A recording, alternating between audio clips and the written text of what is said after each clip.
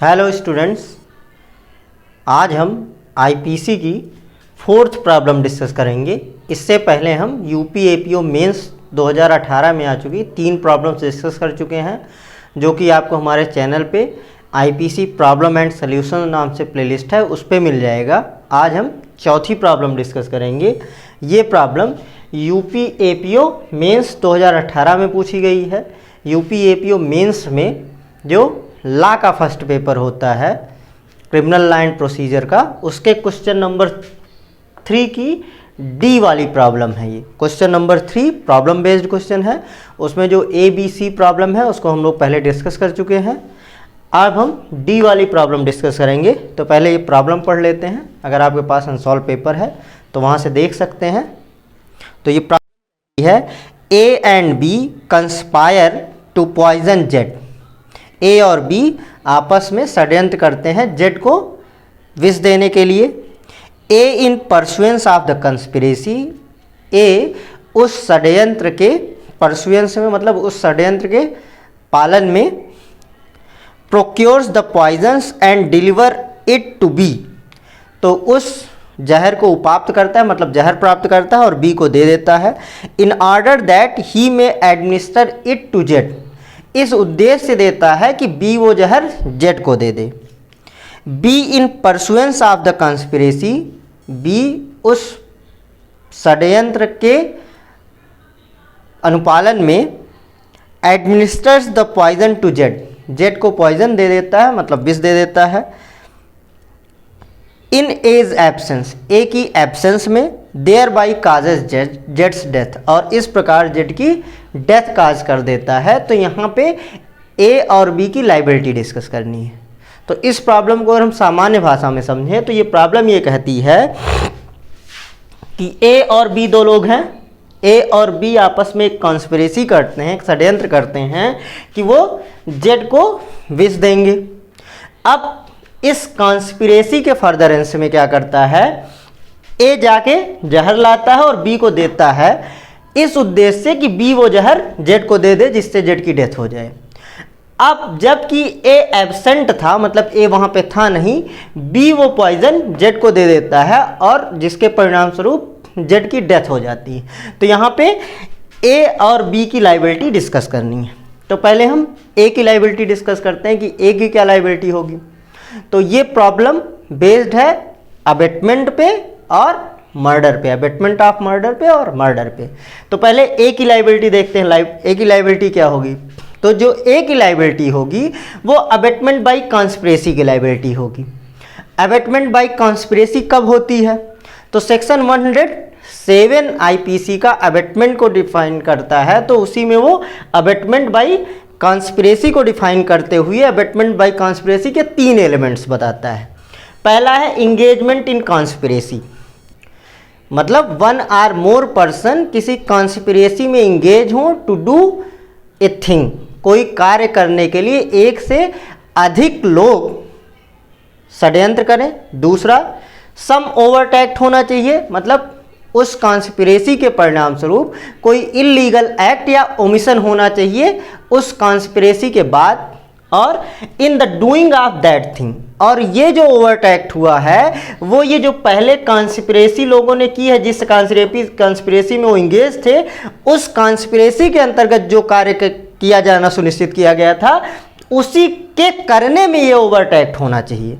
तो कुल मिला के अबेटमेंट बाई कॉन्स्पिरेसी के लिए जरूरी है कि एक से अधिक लोग कोई अवैध कार्य या लोभ करने का षड्यंत्र करें और उस षड्यंत्र के परिणाम स्वरूप कुछ अवैध कार्य या लोभ किया गया होना चाहिए, और ये अवैध कार्य या लोभ उस षड्यंत्र को पूरा करने के लिए होना चाहिए। तो अगर ये चीज़ें सेटिस्फाई हो जाती हैं तो अबेटमेंट बाई कॉन्स्पिरेसी का मामला बनेगा। तो यहाँ पे अब देखते हैं कि क्या ए के मामले में ये बनता है। तो यहाँ पे क्या है, ए और बी कॉन्स्पिरेसी, ये प्रॉब्लम कहती है कि ए और बी कॉन्स्पिरेसी करते हैं जेड को पॉइजन देने की। तो यहाँ पे इंगेजमेंट इन कॉन्स्पिरेसी वाला पहला एलिमेंट फुलफिल हो रहा है। दूसरा, ओवरटैक्ट होना चाहिए। तो A procures the poison and delivers it to B, तो ए विष को उपाप्त करता है और बी को देता है, तो ओवरटैक्ट भी है। और किस लिए देता है?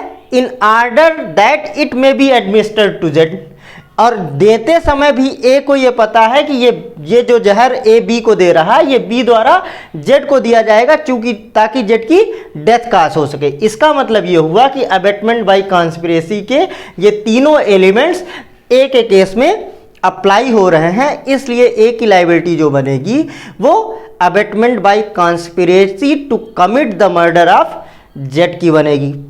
अब पनिशमेंट की अगर चर्चा करें तो पनिशमेंट क्या होगा? तो सेक्शन 109 इंडियन पिनल कोड 1860 ये कहता है कि अगर एबेटेड एक्ट कमिट हो जाता है, मतलब जिस कार्य का दुष्प्रेरण किया गया है वो कार्य हो जाता है, और उस एबेटमेंट के लिए, मतलब जिस कार्य का दुष्प्रेरण किया गया है उसके दुष्प्रेरण के लिए, एबेटमेंट के लिए अलग से सजा का कोई प्रावधान आईपीसी में नहीं है, तो वह व्यक्ति जो एबेटर है वो उसी दंड से दंडित किया जाएगा जो उस कार्य के लिए है जो कार्य एबेटमेंट के परिणाम स्वरूप हुआ है। तो इसको थोड़ा समझते हैं। जैसे आईपीसी में कुछ जगहों पे किसी पर्टिकुलर एक्ट के एबेटमेंट के लिए अलग से सजा का प्रावधान कर दिया गया है, जैसे सेक्शन 305 और 306।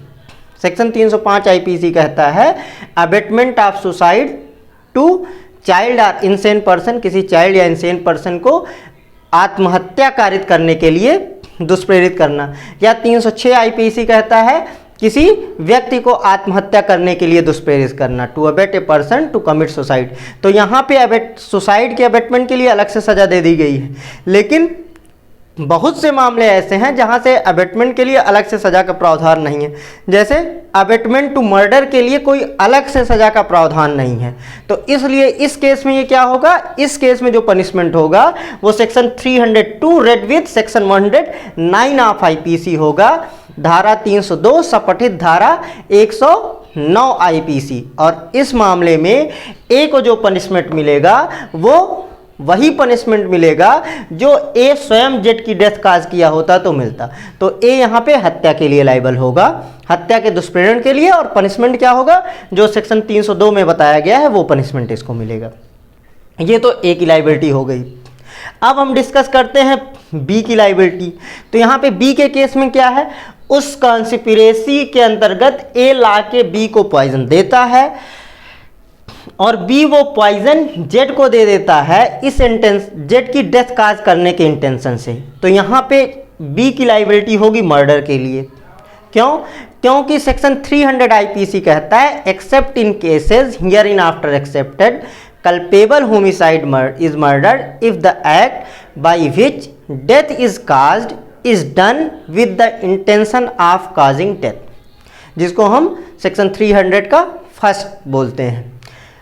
इसका मतलब ये हुआ कि अगर कोई व्यक्ति किसी अन्य व्यक्ति की मृत्यु कारित करने के आशय से मृत्यु कारित कर देता है, मतलब किसी व्यक्ति की मृत्यु कारित करता है और जो उसने मृत्यु कारित की है वो साशय मृत्यु कारित की गई है, तो उसके द्वारा किया गया सदोष मानववध हत्या की कोर्ट में आएगा, एक्सेप्ट की मतलब उन 5 अपवादों को छोड़ करके जो सेक्शन 300 में गिनाए गए हैं।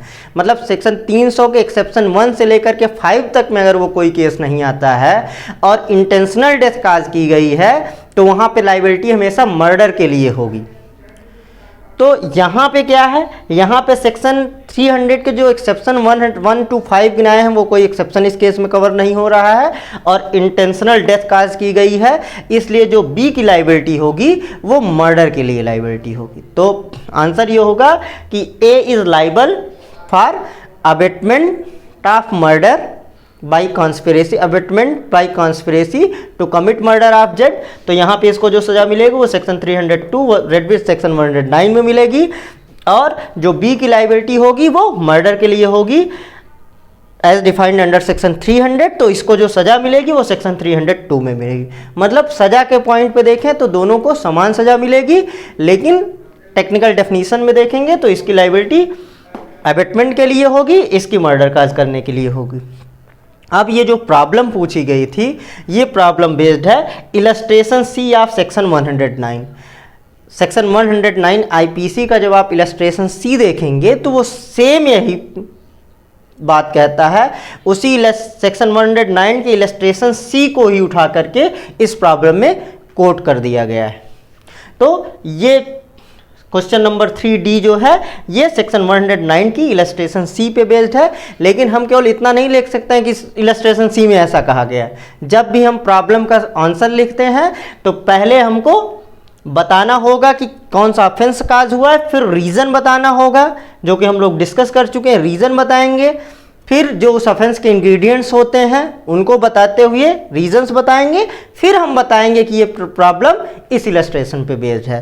तो जैसा भी हम लोग डिस्कस कर चुके हैं, अब पहले ए की लायबिलिटी डिस्कस कर लेंगे, अबेटमेंट बाय कॉन्स्पिरेसी के जो भी एसेंशियल एलिमेंट्स हैं उनको बता देंगे, ये जो 3 अभी हमने डिस्कस किए।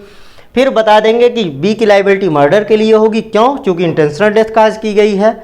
और फिर हम ये बताएंगे कि इलस्ट्रेशन सी पे बेस्ड है। तो ये पूरा हमारा आंसर कंप्लीट हो जाएगा। तो ये अब आपसे किसी भी स्टेज पे पूछा जा सकता है, प्रीलिम्स में 4 ऑप्शन दे के पूछा जा सकता है, मेंस में लिखने के लिए आ सकता है, या इंटरव्यू में भी पूछा जा सकता है।